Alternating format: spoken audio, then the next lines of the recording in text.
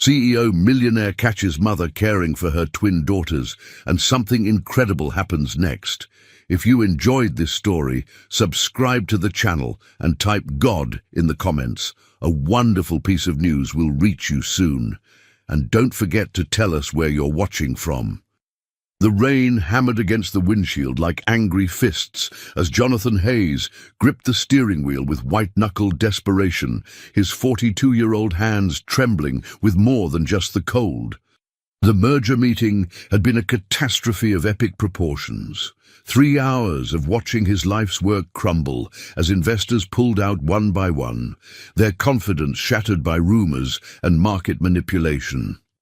Hayes Industries, the company he'd built from a single construction contract into a multi-billion-dollar empire, was hemorrhaging money faster than he could count it. The storm seemed to mirror the chaos raging inside his chest as he navigated the winding back roads of suburban Cleveland, taking the long route home to avoid the reporters who had already started gathering outside his downtown penthouse. His phone buzzed incessantly with calls from board members, lawyers, and journalists, but Jonathan had stopped answering hours ago. What was the point? By morning, the headlines would write themselves. Construction King's empire crumbles. Hayes Industries stock plummets. Billionaires fall from grace. Lightning illuminated the dark Ohio countryside in stark, dramatic flashes, and Jonathan found himself thinking about his father. Robert Hayes had died when Jonathan was 17, leaving behind nothing but debt and broken promises. "Don't be like me, son," had been his father's last coherent words from that hospital bed 25 years ago. "Don't let people down." Jonathan had spent every day since then proving he was different, building something lasting, something that mattered. Now it was all falling apart, and he felt like that scared teenager again, watching everything he loved slip away. The dashboard clock read 11:47 p.m. when it happened. A deer, magnificent and terrified, leaped from the darkness like a ghost, its eyes reflecting his headlights like twin stars in the void. Jonathan's military training from his brief stint in the National Guard kicked in. Assess, react, survive. He yanked the wheel hard right, felt the Mercedes E-Class slide across the wet asphalt like a hockey puck, and heard the sickening symphony of crushing metal as the car embraced the massive oak tree that had been standing sentinel beside the road for probably a century.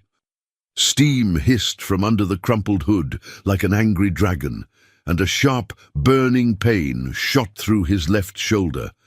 The airbag had deployed, leaving him dizzy and disoriented, tasting blood, and wondering if this was how his story would end.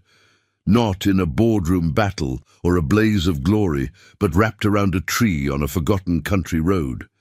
"Help! Oh my God! Is anyone hurt in there?" The voice cut through the rain, and his confusion like an angel's call.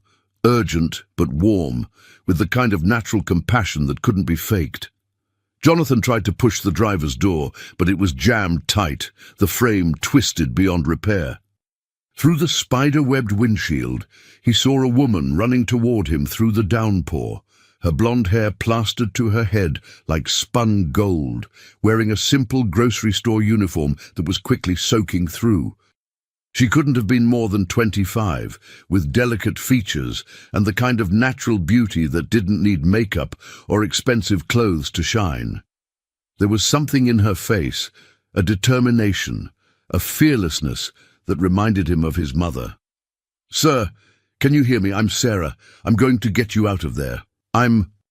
Her voice was steady and confident despite the chaos, cutting through his shock like a lifeline. She tried his door first, throwing her small frame against it with surprising strength, then quickly assessed the situation and moved to the passenger side. "This one's clear. Can you slide over toward me?" Jonathan's shoulder screamed in protest, sending lightning bolts of pain down his arm, but he managed to drag himself across the leather seats. Sarah's hands were gentle but firm as she helped him out, immediately positioning her own body to shield him from the worst of the rain. She was smaller than he'd first thought, maybe 5'4", but she moved with the confidence of someone who'd faced adversity before and won. "We need to get you checked out. I'm calling 911 right now," she said, already pulling out a phone that looked like it had seen better days, its screen cracked but functional. "No," Jonathan said quickly, perhaps too quickly. "No hospitals, please. I'm fine, just shaken up." Sarah studied his face in the glow of her phone's flashlight, her blue eyes sharp and assessing. "You're bleeding from your forehead, your shoulder looks dislocated, and you might have a concussion. You need medical attention, and you need it now." "Please, I can't deal with hospitals right now. Too many reporters, too many questions." He saw the confusion flicker across her features and made a decision that would change both their lives. "I'm Jonathan Hayes, Hayes Industries." Recognition dawned in her eyes like sunrise, but not the usual reaction he was accustomed to. No sudden greed, no calculating gleam, no immediate shift in demeanor to accommodate his wealth. Instead, her expression softened with something that looked almost like pity, and she glanced back at his destroyed Mercedes with new understanding. "The business news said your company is in trouble," she said gently, without judgment. "I heard it on the radio driving home from work." Jonathan laughed, but it came out bitter and broken. "That's the understatement of the century. By tomorrow morning I might not even have a company left. 25 years of work, thousands of employees depending on me, and I couldn't stop it from falling apart." Sarah was quiet for a moment, studying his face in the intermittent lightning, and Jonathan could see her making some kind of internal calculation. Then she squared her shoulders and made a decision that would echo through both their futures. "My house is just 2 miles up the road," she said firmly. "Let me at least clean that cut and take a look at your shoulder. Then I'll drive you wherever you need to go. But first, we're getting you out of this storm before you catch pneumonia on top of everything else." "Why would you help me? You don't even know me. For all you know, I could be dangerous." Sarah looked him in the eye with a directness that was both disarming and oddly comforting. "Because it's the right thing to do," she said simply, as if it were the most obvious answer in the world. "And because you look like you need someone to care about what happens to you." 25 minutes later, Jonathan found himself sitting in Sarah's tiny kitchen, watching her tend to his wounds with the practiced skill of someone who'd had to be a nurse, mother, and protector all at once. The house was modest to the point of being humble, barely more than a cottage, with rooms so small that his walk-in closet was probably larger. But it was clean and warm, and filled with something his mansion had never possessed: the feeling of being a home where people actually lived and loved and built memories. Children's drawings covered every surface. The refrigerator door was a riot of crayon masterpieces depicting flowers and rainbows and stick figures with enormous smiles. School awards and report cards were tacked to a bulletin board, and he could see that someone, presumably Sarah, had written encouraging notes on each one in careful handwriting. The furniture was old but well maintained, the kind of pieces that got passed down through generations or rescued from garage sales and given new life with love and elbow grease. "You have children?" he asked, wincing as she cleaned the cut on his forehead with antiseptic that smelled like his childhood. "Twin daughters, Sophie and Grace." "They're 7 years old." Sarah's voice carried that particular mixture of exhaustion and fierce love that he remembered from his own mother's voice when she talked about her kids. "They're sleeping right now, but they're usually little tornadoes of energy. They're my whole world." "Where's their father?" The question slipped out before he could stop it, and he immediately regretted the intrusion. Sarah's hands paused in their gentle ministrations, and Jonathan could see her walls go up like castle defenses. "Not in the picture. Hasn't been since before they were born. Some men aren't ready for the responsibility that comes with real love." Jonathan winced, and it wasn't from the antiseptic. He recognized that tone, the careful way she said it, the practiced deflection that came from answering the same question too many times. He'd heard it before, from his own mother, when people asked about his father during those lean years after the funeral. "I'm sorry," he said quietly. "I didn't mean to pry." "Don't be. We're doing just fine on our own." But even as she said it, Jonathan could see the cracks in her armor, the worn spots on the furniture where the fabric had been mended multiple times. The generic brand groceries lined up on the counter with military precision, every item clearly chosen for maximum nutrition per dollar spent. The careful way she used the antiseptic, as if every drop was precious and couldn't be wasted. When she finished bandaging his shoulder with supplies from what was obviously a well-used first aid kit, Jonathan reached for his wallet, knowing what he was about to do and knowing how she would react. "Let me pay you for this, for your time, your supplies, your kindness." He pulled out several $100 bills, more money than most people saw in a month. Absolutely not. Sarah stepped back, as if he'd offered her a live snake. And there was steel in her voice now, the kind of quiet dignity that couldn't be bought or sold. "I didn't help you because I wanted something from you. Then let me help you. I can see that you're struggling, and I have more money than I know what to do with. Let me make your life easier. We're not a charity case, Mr. Hayes." Her chin lifted with pride that was both admirable and heartbreaking. "We may not have much, but we have our self-respect. We take care of ourselves." Jonathan felt something shift inside his chest, a crack in the cynical wall he'd built around his heart, over years of dealing with people who wanted something from him. When was the last time someone had refused his money? When was the last time someone had helped him without expecting anything in return? When was the last time someone had looked at him and seen a person instead of a bank account? "At least let me give you my card, my personal number." He pulled out his business card and wrote his cell phone number on the back in his careful handwriting. "If you ever need anything, anything at all, please call me. I mean that." Sarah hesitated, her fingers hovering over the expensive embossed cardstock as if it might burn her. Finally she took it, running her thumb over the raised lettering that probably cost more than she made in a day. "I won't call," she said firmly, "but thank you for the gesture." Promise me something," Jonathan said as he stood to leave, his shoulder still aching, but his heart somehow feeling lighter than it had in months. "If things get really bad, if you're ever in real trouble, you'll reach out. Your daughters deserve every opportunity in the world, and sometimes accepting help isn't about pride. It's about love." Sarah walked him to the door, where his driver was waiting with a replacement car, having tracked him down through the GPS in his destroyed Mercedes. "You're a good man, Jonathan Hayes," she said softly. "I hope your company troubles work out. I hope you remember that your worth isn't measured by your bank account." As the car pulled away into the night, Jonathan looked back at the little house with its warm yellow light spilling from the windows like liquid gold. He'd entered that house as a desperate businessman on the verge of losing everything he'd worked for. But somehow, in helping him, Sarah had given him something he didn't even know he needed: hope. And the reminder that there were still good people in the world, people who helped strangers in the rain and asked for nothing in return. The next morning brought miracles wrapped in mundane clothing.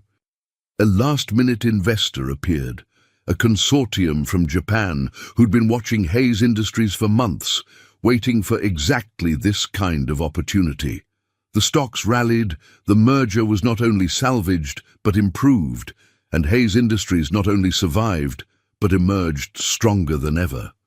Within 6 months, Jonathan was wealthier than he'd ever been, but he never forgot the woman who had helped him on his darkest night. He kept her address in his personal safe, and he waited, hoping she would never need to use his number, but ready to move mountains if she did. 1 year and 37 days later, Sarah Mitchell stood in the pre-dawn darkness of her kitchen, staring at the final eviction notice that had been taped to her front door sometime during the night. Her hands trembled as she read the words that might as well have been a death sentence. Final notice, 7 days to vacate premises or face forcible removal. The November wind had torn one corner of the paper, and it fluttered like a white flag of surrender in the cold morning air. 7 days, 168 hours. 10,080 minutes. However she counted it, it wasn't enough time to perform the miracle she needed. Sarah had been awake since 4 a.m., unable to sleep for the third night in a row, her mind racing through calculations that never added up to anything but disaster. She'd spread all their bills across the kitchen table like tarot cards predicting doom. Rent 3 months behind. Electric bill marked final notice in angry red letters. Gas shut-off warning. Water bill climbing toward the cut-off threshold. The math was simple and brutal. Even if she worked every available hour at both her jobs for the next month, she'd still be short by almost $800. $800. Such a small amount in the grand scheme of things, but it might as well have been 8 million for all her ability to conjure it from thin air. The kitchen was cold enough that she could see her breath in little puffs of vapor. The gas had been shut off 3 days ago, which meant no heat and no hot water. Sarah had been running 2 space heaters that she'd bought second-hand, moving them from room to room and praying that the electric company would give her just a few more days before they followed through on their own threats. She opened the refrigerator, knowing what she'd find, but needing to confirm the inventory one more time. A half-gallon of milk that would expire today, some leftover macaroni and cheese from Tuesday night when she'd managed to stretch 1 box into 3 meals, and 2 eggs. The pantry told an even grimmer story. A sleeve of saltine crackers, 1 can of tomato soup, and a jar of peanut butter that was scraped so clean she could see her reflection in the bottom. $7.32. That's what was left in her checking account after the rent check had bounced, triggering a cascade of overdraft fees that had wiped out what little cushion she'd managed to build. Her credit cards had been maxed out months ago, their minimum payments now part of the impossible equation that kept her awake at night. Sarah heard movement from the girl's bedroom and quickly wiped her eyes, composing her face into the mask of cheerful optimism that had become her daily armor. She couldn't let Sophie and Grace see how desperate things had become. They were 7 years old. They deserved to believe that their mother could fix anything, that love was enough to keep the wolves at bay. "Mommy," Sophie's voice called out, small and sleep-rough, "it's really cold in here." "I know, sweetheart. The heater's just taking a little longer to warm up today. How about we have a cozy breakfast together and then get you both ready for school?" Sarah had become an expert at creative truth-telling, spinning their hardships into adventures that wouldn't traumatize 2 little girls who had already been through too much. When the electricity had been shut off for 2 days last month, it had become a camping trip in their own house. When they'd had to walk to school because she couldn't afford gas, it had been a nature hike through the neighborhood. When dinner was peanut butter sandwiches for the 4th night in a row, it was because they were health food enthusiasts, trying new, simple meals. The twins appeared in the kitchen doorway, identical in their blonde hair and blue eyes, but different in 1,000 small ways that only a mother would notice. Sophie was the dreamer, the artist who saw magic in everything and could turn a cardboard box into a castle. Grace was the pragmatist, the one who asked careful questions and noticed when things didn't add up quite right. "Mama, why is there a paper on our door?" Grace asked, her 7-year-old intuition picking up on details that Sarah had hoped would go unnoticed.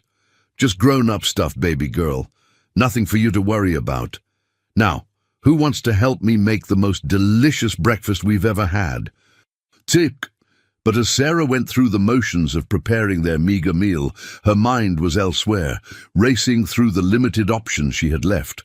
She'd already applied for 3 additional jobs, but with only a high school education and 2 children who needed her home by 6 p.m. every day, her choices were severely limited.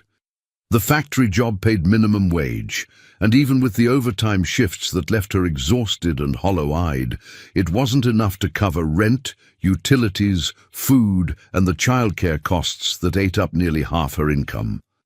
Her mother lived in Sarasota now, remarried to a retired insurance salesman named Frank, who had made his feelings about Sarah and her situation crystal clear during their one and only visit.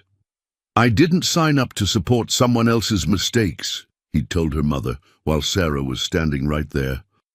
Her mother had chosen Frank's comfort over her daughter's desperation, and the relationship had never recovered.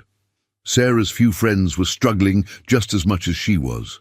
Jenny from work was 3 months behind on her own rent. Maria next door was working 3 jobs just to keep her head above water. There was no fairy godmother coming to save them. No rich relative to swoop in with a last-minute rescue, except, as Sarah watched her daughters eat their breakfast, 1 egg split between them, the last of the milk carefully rationed, her eyes drifted to the kitchen drawer where she kept their important papers. Buried beneath school records, medical forms, and birth certificates was a business card she'd looked at exactly 147 times over the past year. She knew the number because she'd counted, usually late at night when the fear was so overwhelming that she couldn't sleep. Jonathan Hayes. Personal cell phone number written in confident handwriting on the back. "If you're ever in real trouble," he'd said that night, standing in her doorway with rain still dripping from his expensive clothes. "Your daughters deserve every opportunity in the world." But that was a year ago, a different lifetime. Would he even remember her? Would he think she was just another person trying to take advantage of his wealth and generosity? The thought of calling him, of admitting that she'd failed to keep her family together despite all her pride and determination, made her stomach twist with humiliation so intense it was almost physical pain. That evening, after Sophie and Grace were asleep in their shared bed under every blanket they owned, Sarah sat at her small kitchen table with a pad of paper and a pen she'd borrowed from Grace's school supplies. She must have started the letter 20 times, crumpling up false starts and throwing them in the small trash can that she'd have to empty soon because they couldn't afford garbage pickup anymore. How do you ask for help when you've spent your entire adult life being proud of your independence? How do you admit that despite working 16-hour days and sacrificing everything, it still wasn't enough? How do you swallow your pride when your children's future depends on it?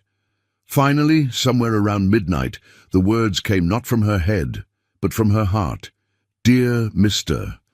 Hayes, I doubt you remember me, but exactly 1 year and 37 days ago, you crashed your car during a terrible storm, and I helped you.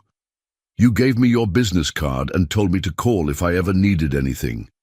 I'm writing this letter because I can't bring myself to make that phone call.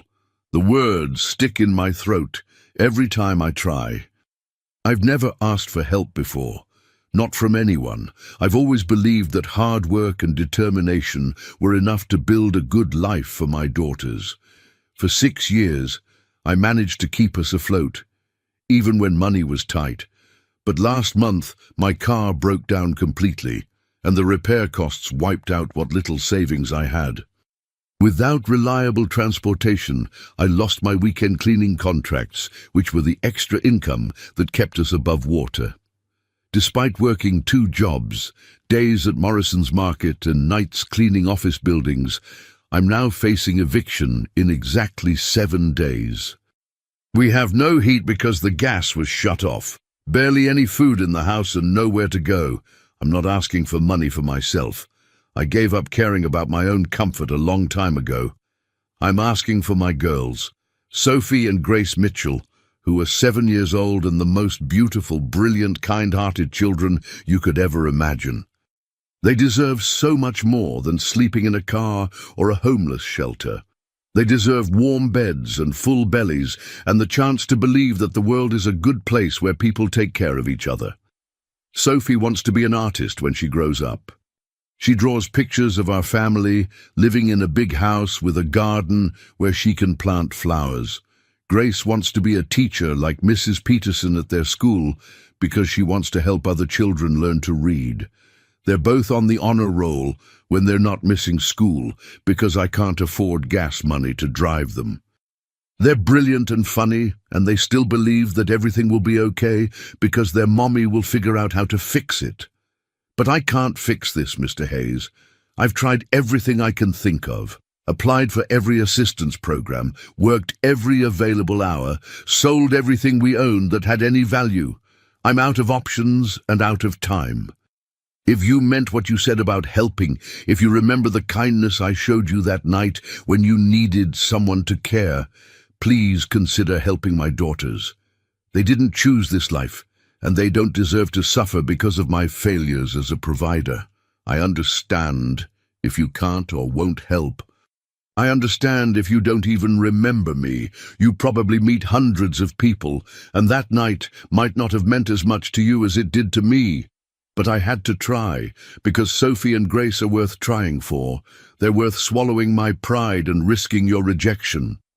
If you do remember me, please know that your kindness that night gave me hope during the darkest period of my life. You reminded me that there are still good people in the world, people who care about strangers and believe in helping others. I've tried to pass that lesson on to my daughters, to teach them to be kind and generous even when we have almost nothing to give. Respectfully and desperately yours, Sarah Mitchell P.S. I still have your business card. It's in my kitchen drawer, and I've looked at it every single day for the past month, trying to find the courage to reach out. The edges are worn now from handling, but your phone number is still clear. Thank you for giving me hope, even when I was too proud to accept it. Sarah folded the letter with shaking hands, sealed it in an envelope that she'd been saving for something important, and addressed it to the personal P.O. A box that was printed on Jonathan's business card. She walked to the mailbox at the end of her street before she could lose her nerve, whispering a prayer to whatever force might be listening that this wasn't the biggest mistake of her life. 3 days later, Jonathan Hayes was in his corner office on the 52nd floor of the Hayes Industries building, reviewing quarterly reports that showed record profits, when his assistant knocked on the mahogany door that had cost more than most people's cars. Mr. Hayes, this came to your personal P.O. box, the one you use for personal matters. Jonathan took the envelope, immediately noticing the careful handwriting that looked like it had been practiced and perfected in some long-ago penmanship class. No return address, but something about the weight of it, the quality of the paper, made his pulse quicken in a way that quarterly reports never could. He dismissed his assistant and opened the letter with hands that trembled slightly, though he couldn't have said why.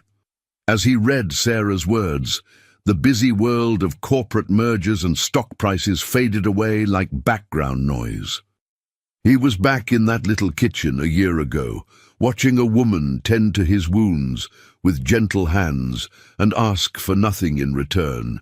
He could hear the pride in her voice when she refused his money, see the fierce love in her eyes when she spoke about her daughters, feel the warmth of a home where people actually cared about each other. She'd finally reached out. After a year of silence, she'd swallowed her pride and asked for help. But even as his heart responded to her words, Jonathan's business mind kicked in with the skepticism that had kept him alive in a world full of sharks and predators. In his world, he'd been the target of countless scams, elaborate schemes designed to separate him from his money. Sob stories with just enough truth to be convincing, fake families in crisis, professional con artists who could make themselves cry on command. The letter was almost too perfect, too heartbreaking. What if someone had researched that night, found out about Sarah's story, and was using it to manipulate him? What if this wasn't really from the woman who had helped him, but from someone who had heard the story second-hand and decided to exploit it? What if it wasn't really from her at all? Jonathan stood and walked to the floor-to-ceiling windows that looked out over the Cleveland skyline, wrestling with doubt and hope in equal measure. He'd built his fortune by being smart, cautious, and appropriately skeptical of people's motives. But he'd also learned that night a year ago that sometimes the most important decisions couldn't be made with spreadsheets and risk assessments. Sometimes you had to trust your heart, even when your head was screaming warnings. He picked up his secure phone and dialed a number he knew by heart. "Marcus, it's Jonathan. I need you to check something out for me, discreetly." "What kind of something?" "A woman named Sarah Mitchell, 2407 Maple Street. I need to know if she's real, if her situation is genuine, if this is legitimate, or if I'm about to be taken for the most expensive ride of my life."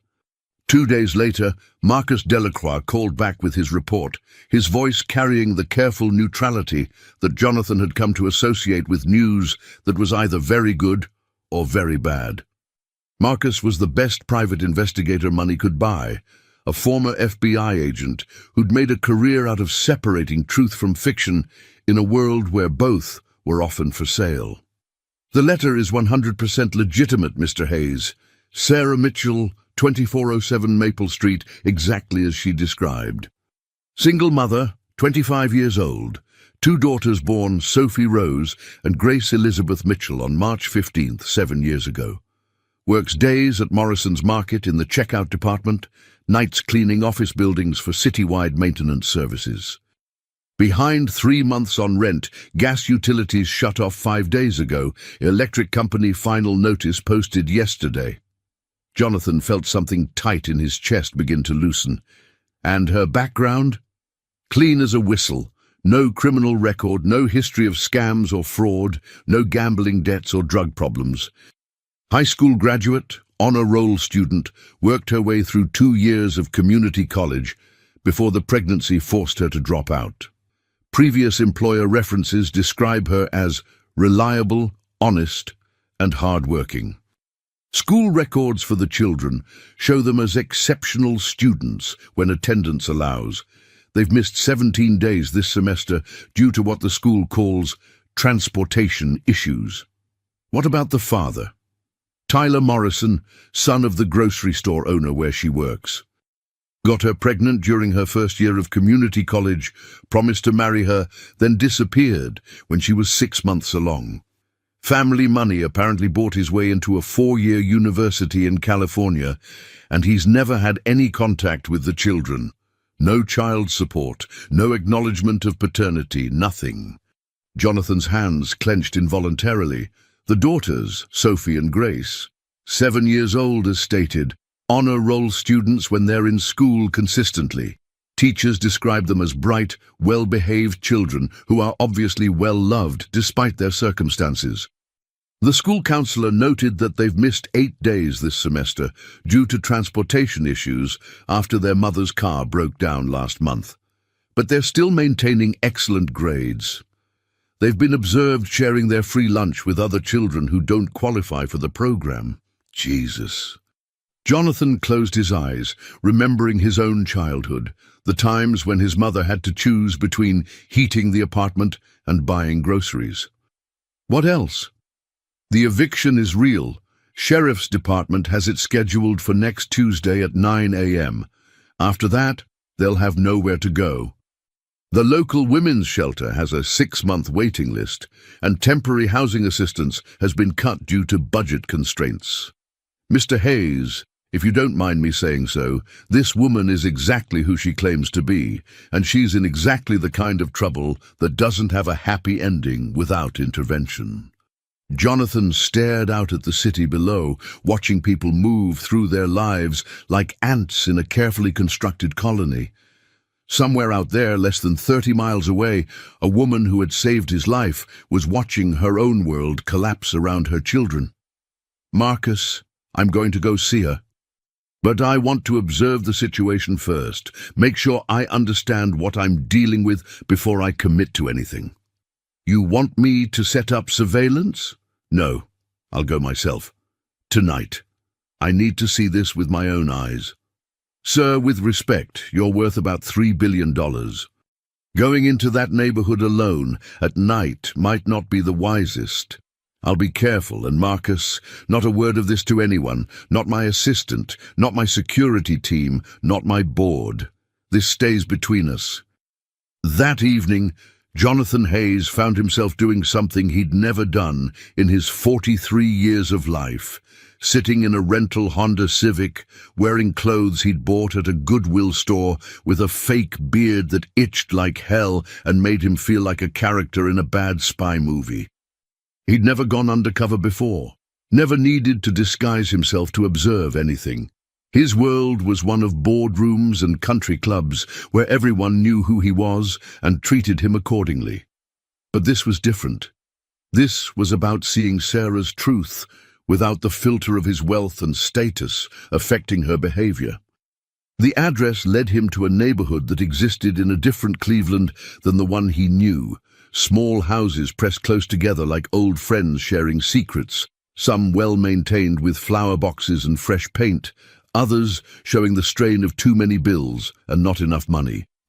Sarah's house sat somewhere in the middle of that spectrum, clean and obviously cared for, but clearly struggling against the tide of poverty that threatened to pull it under. The paint was peeling in places where moisture had gotten under the eaves, and the front porch sagged slightly on one side, like an old man favoring a bad knee. But the small front yard was neatly kept, and someone had planted mums in old coffee cans that flanked the front steps, adding spots of orange and gold that caught the streetlight. It was nearly 6 o'clock on a Thursday evening when Jonathan positioned himself across the street, partially hidden by a large oak tree that was probably older than the neighborhood itself. He felt like a stalker, like some kind of perverted voyeur, but he couldn't risk walking up to the door, only to find out this was an elaborate setup designed to part him from his money. What he saw in the next hour broke his heart into pieces so small he wondered if it could ever be repaired. First, Sarah came home from what was obviously her day job, her Morrison's Market uniform wrinkled and stained, her blonde hair escaping from a ponytail that had probably started the day neat and tidy. She moved like someone carrying an invisible weight that pressed down on her shoulders, each step careful and measured, as if she was conserving energy for battles yet to come. Jonathan watched her check the mailbox, empty, and then saw her face fall as she noticed the eviction notice that had been taped to her door sometime during the day. Even from 50 yards away, he could see her body deflate like a balloon losing air, her hand going to her mouth as if to hold back a sob that might wake the neighbors. She stood there for almost a full minute, reading and rereading the notice, as if the words might change if she stared at them long enough.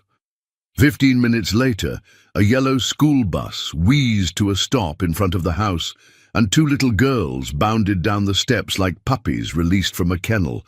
They were unmistakably twins, with long blonde hair that caught the late afternoon sun, and their mother's delicate features rendered in miniature. But where Sarah looked defeated and exhausted, Sophie and Grace radiated the irrepressible energy of childhood, the kind of joy that exists independent of circumstances.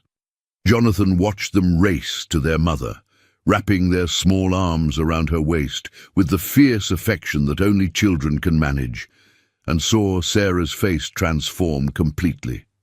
The exhaustion didn't disappear, but it was suddenly overshadowed by a love so powerful and consuming that it was visible from across the street. Her hands smoothed their hair, her voice carried on the evening air as she asked about their day, and for a moment she looked like any other mother welcoming her children home.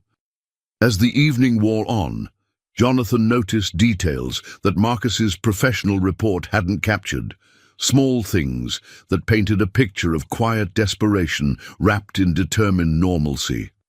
The way Sarah's breath fogged in the air, even when she was inside the house, visible through the thin curtains that provided the only privacy from prying eyes. The single lamp that moved from room to room, providing light wherever the family gathered. The shadows behind windows that suggested a home furnished with love and creativity rather than money. Around 7:30, something happened that made Jonathan question everything he thought he knew about poverty and desperation and the lengths a mother would go to protect her children's innocence. Sarah opened the front door and called to her daughters, who were playing some elaborate game in the small backyard despite the November cold. "Girls, bath time! Come on in and get warm!"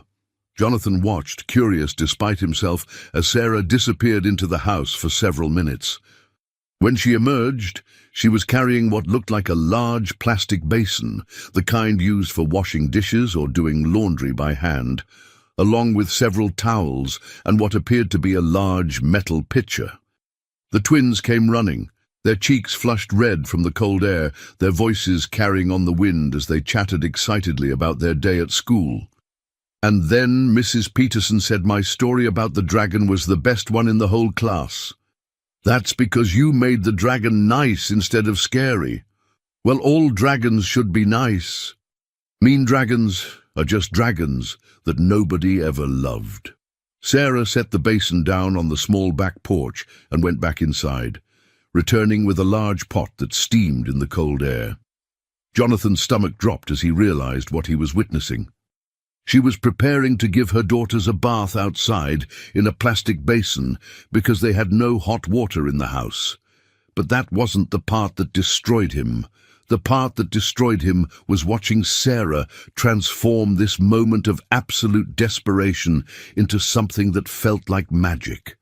She was smiling, laughing with her daughters, making jokes about pioneer baths and camping adventures and what the settlers did when they were traveling west to find their fortunes. Okay, my brave pioneer daughters," Sarah said, her voice carrying clearly in the still evening air, warm and playful despite the circumstances.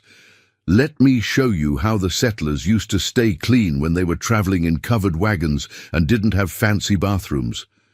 She had the girls step into the basin, fully clothed. Jonathan realized with relief this was clearly just a demonstration of the process they'd follow later, and began showing them how to use the warm water efficiently, how to soap up quickly and rinse thoroughly with minimal waste.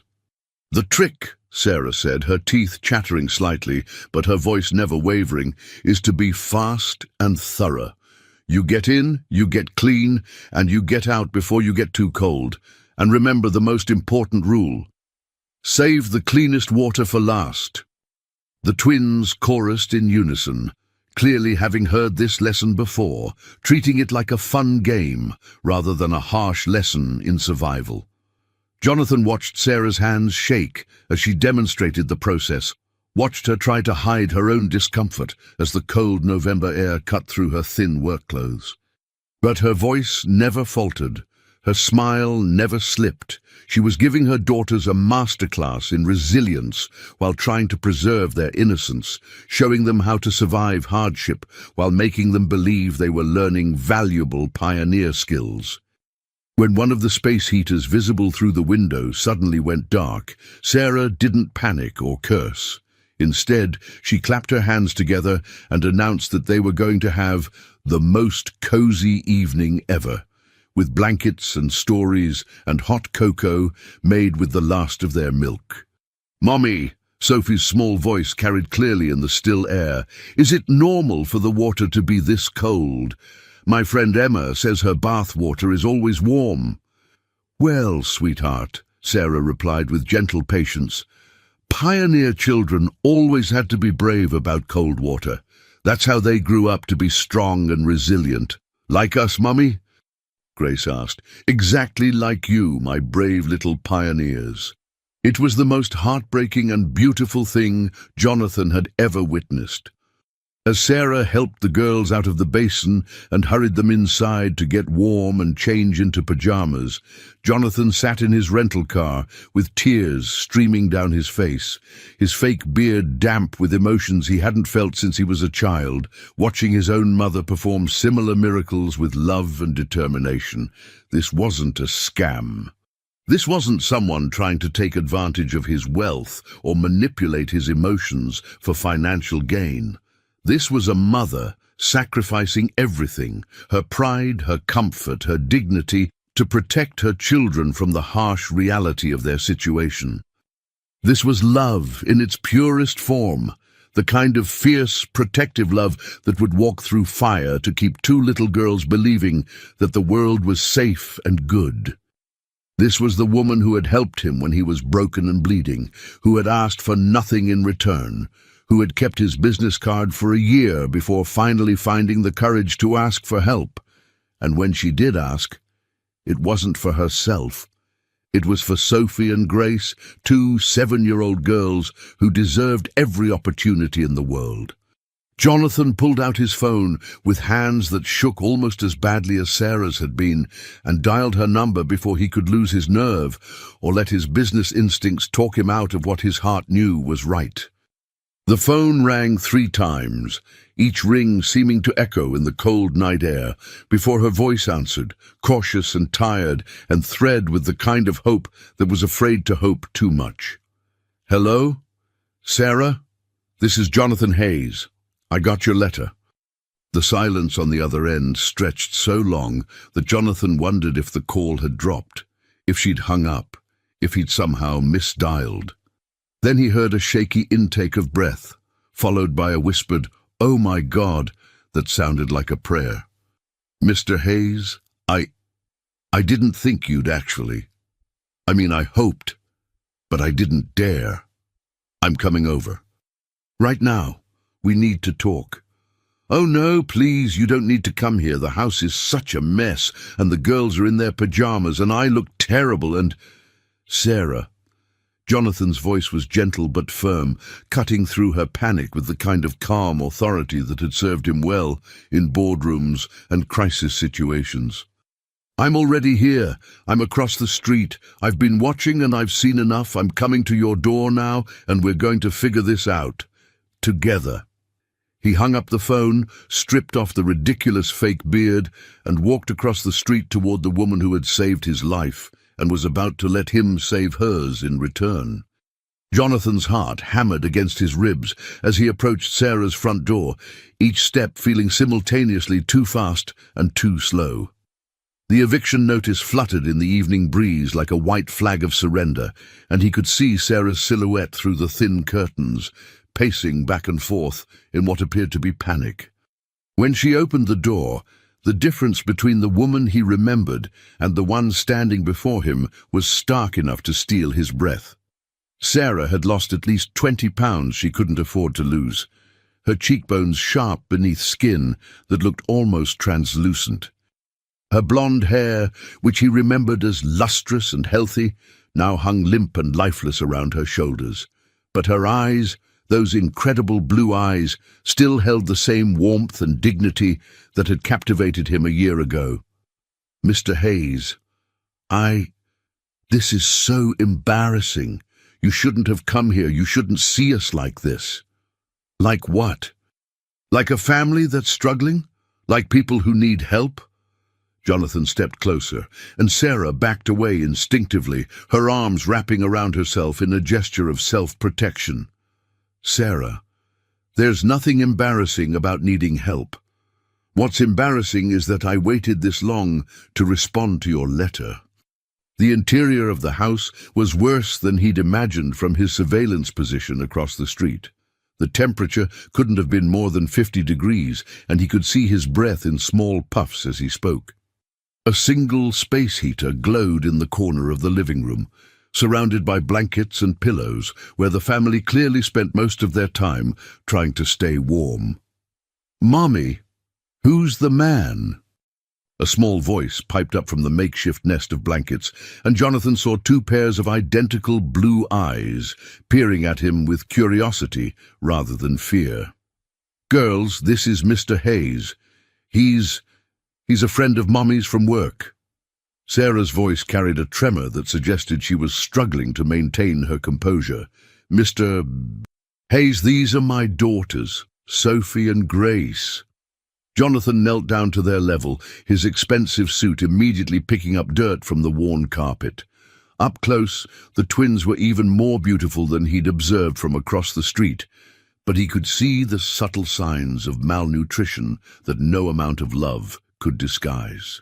Their faces were slightly gaunt, their blonde hair lacking the shine of properly nourished children. "It's very nice to meet you both," he said gently. "Your mommy has told me wonderful things about you." "Are you the one who's going to help us not have to move?" Grace asked, with the directness that only children possess.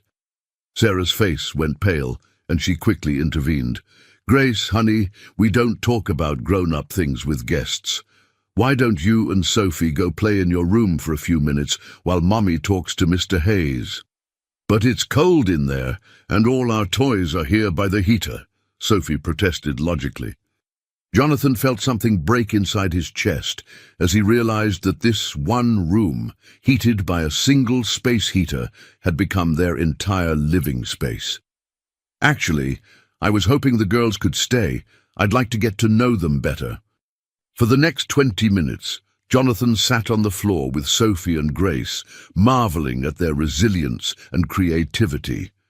Despite their circumstances, they were bright, articulate children who had turned cardboard boxes into elaborate dollhouses and used crayons worn down to nubs to create artwork that covered every available surface.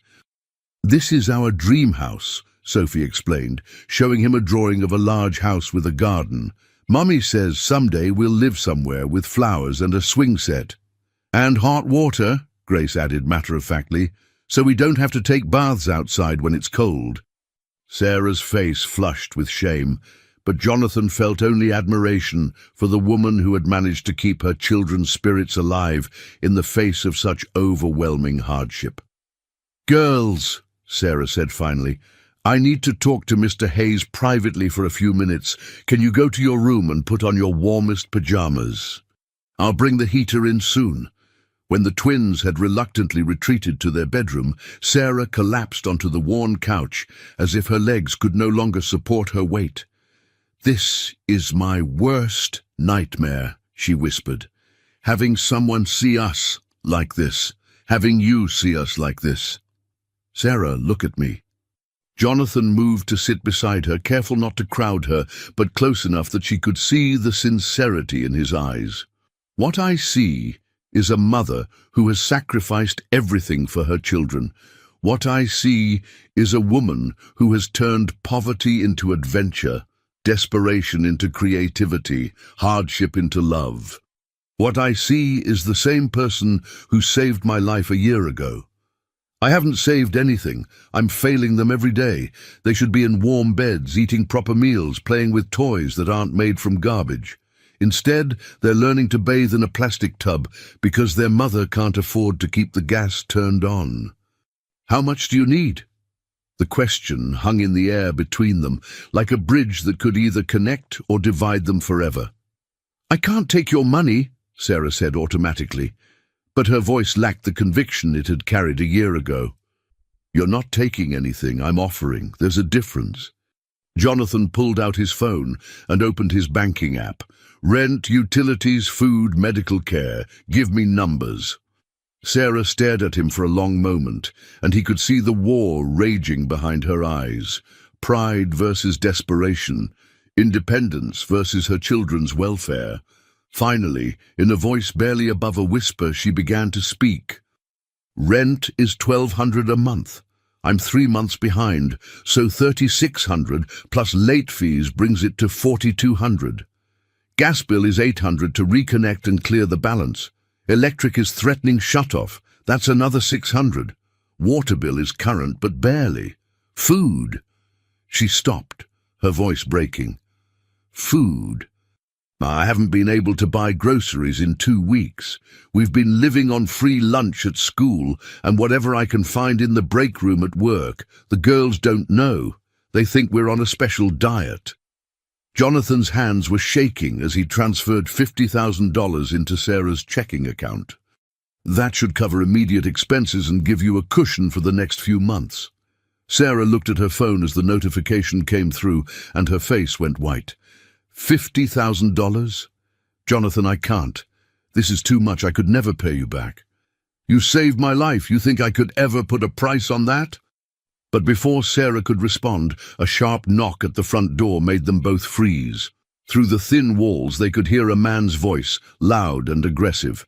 Sarah Mitchell, I know you're in there. You've got 5 minutes to come out here and talk to me or I'm calling the cops. Sarah's face went from pale to ghostly white. Oh, God. That's Tyler. That's their father. I thought you said he wasn't in the picture. He's not. He hasn't been for 7 years. But for the past week, he's been driving by the house, watching us. He noticed the heat was back on, saw the lights in every room, watched me bring in grocery bags. He thinks I'm running some kind of scam on wealthy men, and he wants his cut. The pounding on the door intensified, followed by Tyler's voice again, slurred now with what was obviously alcohol. I know there's a rich guy in there. My mom saw him go in. You better not be trying to cut me out of this deal, Sarah. Jonathan stood up, his face hardening with a protective anger he hadn't felt since his military days. Stay here with the girls. I'll handle this. No, you don't understand. Tyler can be dangerous when he's been drinking. He's never hurt the girls, but he's threatened me before. All the more reason for me to deal with this now.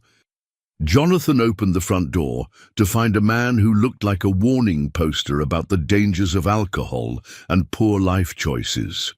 Tyler Morrison was probably handsome once, but years of drinking and resentment had left him bloated and red-faced, with the kind of aggression that came from knowing he'd wasted his potential. So you're the sucker, Tyler sneered, swaying slightly on his feet. Rich boy thinks he's going to play hero to my baby mama and her brats. Those brats are your daughters, Jonathan said quietly, his voice carrying the kind of controlled menace that had served him well in hostile business negotiations. And I suggest you lower your voice before you wake them up. My daughters? Hell no. I never wanted those kids, never even signed the birth certificates. Sarah trapped me with this pregnancy bullshit, but I was smart enough to get out before she could ruin my life completely. Behind Jonathan, he heard Sarah make a small, wounded sound, and his protective instincts flared white-hot. You need to leave now. I'm not going anywhere until I get what's coming to me. I've been watching this place for days. Heat's back on, lights in every room, new groceries. That makes me entitled to half, since those are my kids you're supporting. They're not your kids. You just said so yourself. You abandoned them before they were born. Tyler's face flushed an even deeper red. Look, rich boy, I don't know what kind of game Sarah's running on you, but she's been pulling this sob story for years. Poor single mother, struggling to make ends meet. It's all an act to get sympathy money from suckers like you. The only sucker I see here is a man who had everything handed to him and threw it all away. Jonathan stepped closer, and despite being smaller than Tyler, there was something in his bearing that made the other man take a step back. You had a college education paid for, a family business waiting for you, and a chance to be part of Sophie and Grace's lives. But you chose drugs and alcohol over responsibility. Those kids aren't special.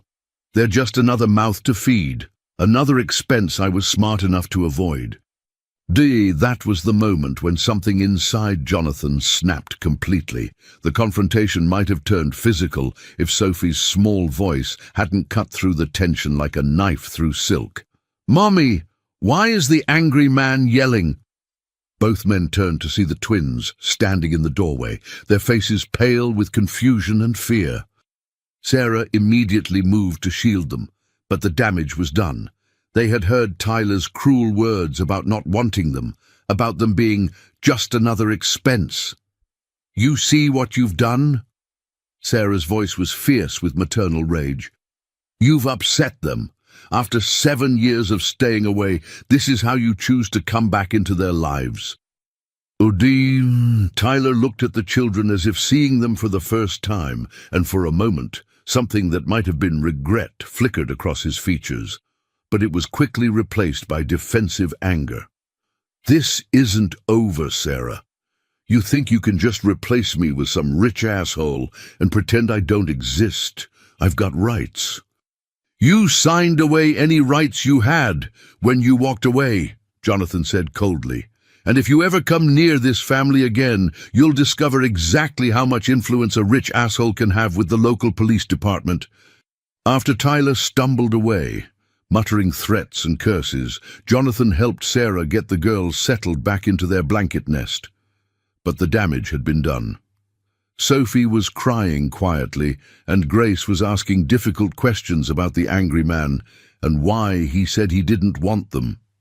"Mommy, was that really our daddy?" Grace asked, her 7-year-old mind trying to process concepts that would be difficult for adults. Sarah knelt down to their level, her hands trembling as she smoothed their hair. "Yes, sweetheart, that was Tyler. But remember what we've talked about. Biology doesn't make someone a parent. Love makes someone a parent." But why doesn't he love us?" Sophie whispered, her voice breaking. "Are we bad kids?" "No, baby girl. You are the most wonderful, beautiful, perfect children in the world. Sometimes adults make choices that have nothing to do with the children involved. Tyler's choice to leave had nothing to do with you, and everything to do with him not being ready to be the kind of father you deserved." Jonathan watched this interaction with growing fury, not at Sarah or the children, but at Tyler and the system that allowed a man to abandon his responsibilities without consequences. But beneath the anger was something else, a growing certainty about what he needed to do. "Girls," he said gently, "what would you think about having a new daddy? Someone who would love you and take care of you and never, ever make you feel unwanted." The twins looked at him with identical expressions of hope mixed with caution. "Would you be our new daddy?" Sophie asked with the directness that children possess. "Would you want me to be?" "Yes," they said in unison, and Jonathan felt his heart swell with an emotion he'd never experienced before. But Sarah was shaking her head, her face pale with panic. "Jonathan, you can't just. This isn't how things work. You can't just decide to be someone's father because you feel sorry for them." "I don't feel sorry for them. I feel privileged to be considered for the position." Jonathan turned to face her fully. "Sarah, I've spent 43 years building a business empire, accumulating wealth and power and influence, but I've never built a family. I've never had anyone who depended on me for more than a paycheck. I've never had anyone who loved me just because I existed." "You don't understand what you're saying. Children aren't a business acquisition. They're a lifetime commitment. They're homework help and scraped knees and teenage drama and college tuition and bedtime stories and Christmas mornings and proud moments at school, plays, and teaching them to ride bikes and walking them down the aisle someday." Jonathan's voice was soft but certain. "Sarah, I know exactly what I'm saying. The question is whether you're willing to let me prove it." Over the next 3 days, Jonathan threw himself into learning everything he could about being a father to 7-year-old twins. He hired the best family attorney in Cleveland to research adoption procedures, consulted with child psychologists about the best way to transition into a parental role, and had extensive background checks run on himself to ensure there would be no legal obstacles. But the real education came from spending time with Sophie and Grace themselves. On Saturday morning, he arrived at their house with groceries, new winter coats for the girls, and a team of repair technicians to restore their heat and hot water. He insisted on helping prepare breakfast and discovered that making pancakes for 2 excited 7-year-olds was more challenging and more rewarding than negotiating billion-dollar mergers. "Mr. Jonathan," Sophie said, syrup on her chin and joy in her eyes, "these are the best pancakes ever." "That's because we made them together," he replied, surprised by how much truth was in that simple statement. But it was Sunday evening when the real test came. Jonathan was reading bedtime stories to the girls when Grace looked up at him with serious blue eyes and asked the question that changed everything. "Mr. Jonathan, if you become our daddy, will you promise never to leave like Tyler did?" The weight of that question, the trust and vulnerability in her voice, hit Jonathan like a physical blow. This wasn't about money or business success or proving anything to anyone. This was about two little girls who had been abandoned by their biological father and were brave enough to risk their hearts again. "Grace, Sophie," he said, setting down the storybook and taking their small hands in his, "I want to make you a promise. But before I do, I need you to understand what promises mean. A promise isn't something you say when it's easy. A promise is something you keep when it's hard. A promise means that even when you're angry or sad or frustrated, you remember what you said and you honor it." The twins nodded solemnly, sensing the importance of the moment. "I promise that if I become your daddy, if your mommy says yes, and if you both want me to, I will never, ever leave you. Not when you're sick, not when you make mistakes, not when you're teenagers and think you hate me. I will be there for every scraped knee, every broken heart, every triumph and every disappointment. I will love you both exactly as much when you're 40 as I do right now. That's my promise to you." Both girls threw their arms around him, and Jonathan felt tears on his cheeks that had nothing to do with sadness and everything to do with the overwhelming realization that he had found his purpose. The next morning, he found Sarah sitting at her kitchen table, staring at a stack of legal documents. "What are those?" he asked, though he suspected he already knew. "Custody papers. Tyler filed them yesterday. He's claiming that you're an unfit influence on the children because you're attempting to buy parental rights, and that he wants joint custody." Her voice was hollow with despair. "His lawyer says that because he's the biological father, he has rights regardless of the fact that he's been absent for 7 years. Jonathan felt cold fury wash over him. "He's doing this for money."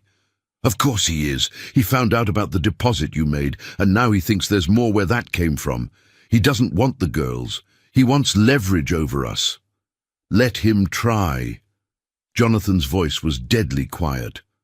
"I have the best legal team money can buy, and Tyler Morrison is about to discover what happens when you threaten my family." "Your family?" "Yes, my family, if you'll have me." Sarah looked at him for a long moment, her blue eyes searching his face for any sign of insincerity or hidden agenda. Finally, she spoke. "Jonathan, you've known us for less than a week. You can't possibly understand what you're committing to. I understand that I love you, all three of you. I understand that I want to wake up every morning knowing that Sophie and Grace are safe and loved and that their future is secure. I understand that I want to be the man who teaches them that not all men abandon the people they're supposed to protect. And what about me? What about us?" Jonathan reached across the table and took her hands in his. "Sarah, I fell in love with you the night you pulled me out of that car. I fell in love with your kindness, your strength, your refusal to accept money for doing the right thing. This week has just confirmed what I already knew, that you're the woman I want to spend the rest of my life loving." But before Sarah could respond, Jonathan's phone rang. The caller ID showed his lawyer's name, and something in the man's tone when Jonathan answered made his blood run cold. "Jonathan, we have a problem. Tyler Morrison's lawyer just filed an emergency motion claiming that you're attempting to coerce Sarah Mitchell into a relationship through financial manipulation. They're asking for immediate removal of the children from the home pending a full investigation." "What does that mean?" "It means that if the judge grants the motion, Sophie and Grace could be placed in foster care while this gets sorted out. I've managed to get the hearing scheduled for next Friday morning at 9 a.m. That gives us a week to prepare our defense." Jonathan felt the world tilt beneath his feet. Everything he'd found, everything he'd fought for, was about to be ripped away by a man who wanted nothing more than to profit from the pain of innocence. "Then we'd better make sure we're ready for war." The Cleveland family court building had never felt more intimidating than it did on that Friday morning, as Jonathan, Sarah, and their legal team prepared for the battle that would determine the future of their family. They had spent the week preparing meticulously, gathering character witnesses, financial records, and expert testimony. Jonathan had assembled the finest legal minds money could buy, but Tyler Morrison's lawyer was making arguments that struck at the heart of every judge's protective instincts regarding children. "Your Honor," Tyler's attorney argued, "my client may have been absent from these children's lives, but that doesn't negate his biological rights as their father. We're asking the court to consider whether Mr. Hayes' sudden interest in this family is genuinely motivated by love or by something more predatory in nature." Judge Patricia Hendricks was a stern woman in her 60s who had built her career on protecting children from adults who would exploit them.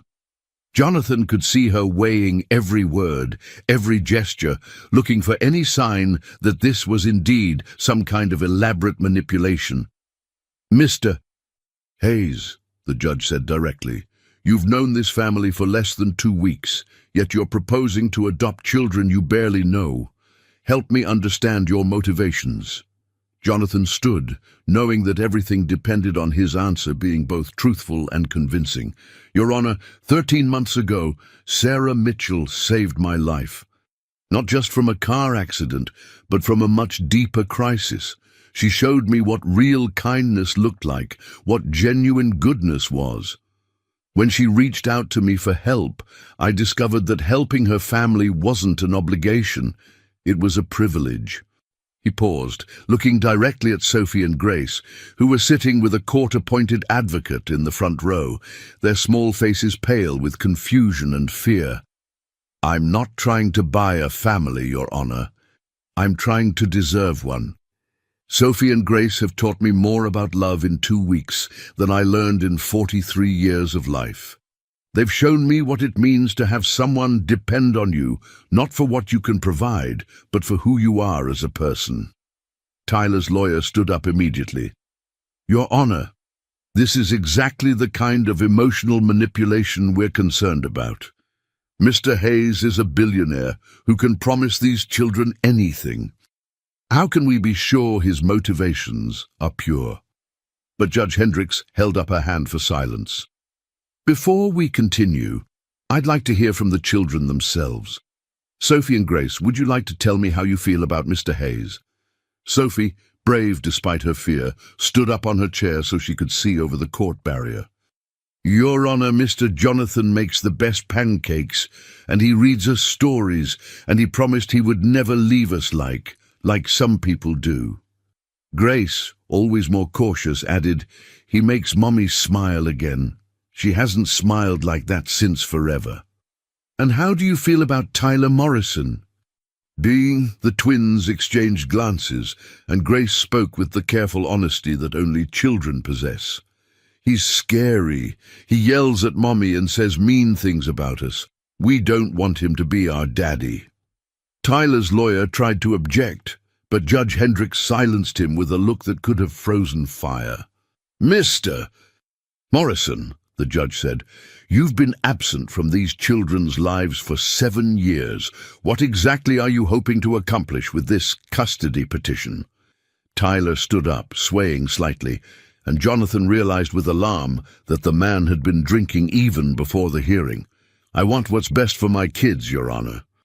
I don't think it's right for some stranger to come in and try to buy his way into their lives.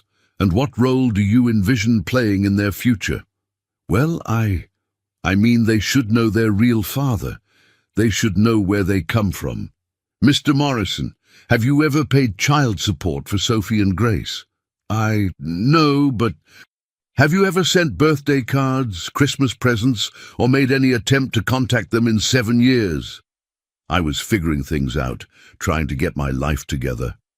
Are you currently employed? Tyler's silence spoke volumes. Judge Hendricks turned to Sarah, her expression softening slightly. Ms. Mitchell, you've been raising these children alone for 7 years. What do you want for their future? Sarah stood, her voice clear and strong despite the tremor in her hands. I want them to be safe, loved, and secure. I want them to have a father who chooses to be their father every day, not someone who shows up when it's convenient or profitable. And Mr. Hayes provides that. Jonathan has shown more care and commitment to my daughters in 2 weeks than their biological father showed in their entire lives. He's not trying to replace anyone. He's trying to be what they've never had. The judge was quiet for several long minutes, reviewing the documents in front of her. Finally, she looked up, her decision clear in her expression.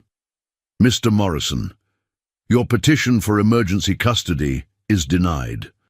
Furthermore, unless you can demonstrate significant life changes, including stable employment, sobriety, and genuine commitment to these children's welfare, I see no basis for any custody arrangement.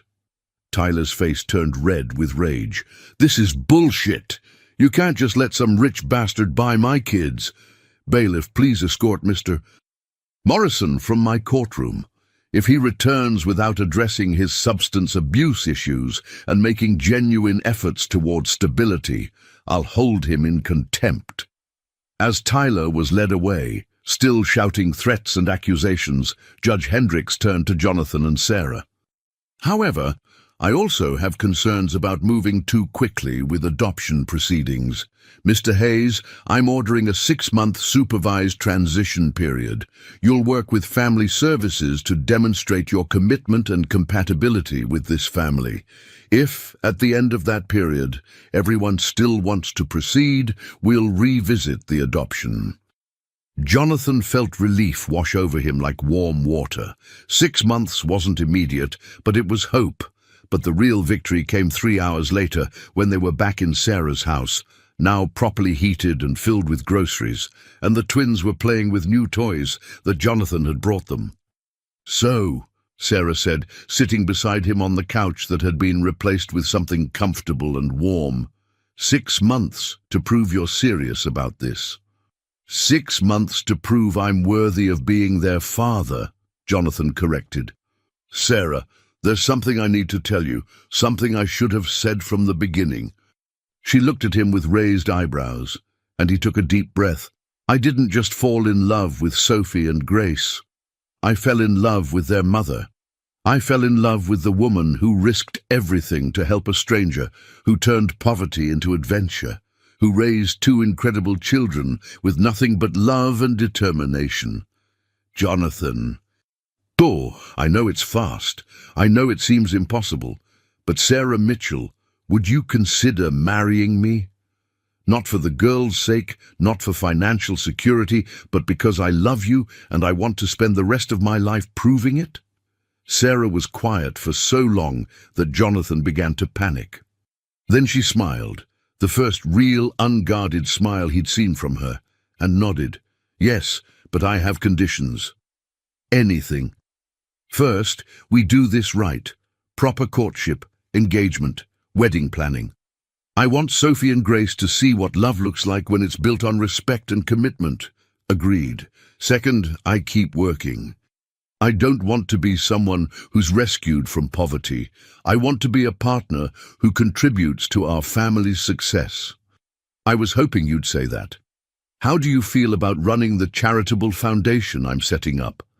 And third, Sarah's voice became serious. If you ever change your mind, if this becomes too much, if you decide you made a mistake, you tell me honestly. You don't disappear. You don't abandon us without explanation. Jonathan cupped her face in his hands, looking directly into her eyes. Sarah, I will never change my mind about loving you. I will never change my mind about wanting to be Sophie and Grace's father. This isn't a trial run or an experiment. This is forever. 6 months later, on a warm May afternoon in the garden of their new home, Jonathan Hayes married Sarah Mitchell in front of 200 guests and 2 very excited flower girls. The house had been chosen specifically for its large backyard, where Sophie could plant the flowers she'd always dreamed of, and Grace could have space to practice the soccer skills that her new father was teaching her.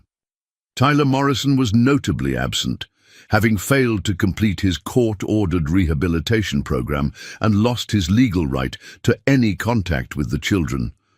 During the ceremony, when the minister asked if anyone objected to the union, 7-year-old Sophie stood up and announced, "We object to waiting any longer. We want Mr. Jonathan to be our daddy right now."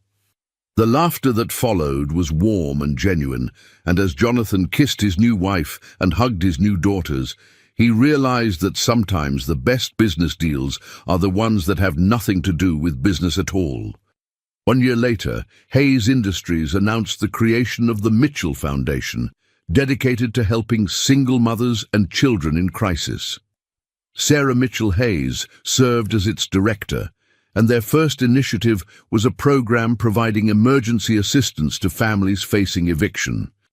And every night before bed, Jonathan would tell Sophie and Grace the story of how their mommy saved a stranger in the rain, and how that stranger turned out to be exactly the daddy they'd been waiting for all along. The twins would always end the story the same way, and they all lived happily ever after, because sometimes the best families are the ones you choose. They were right.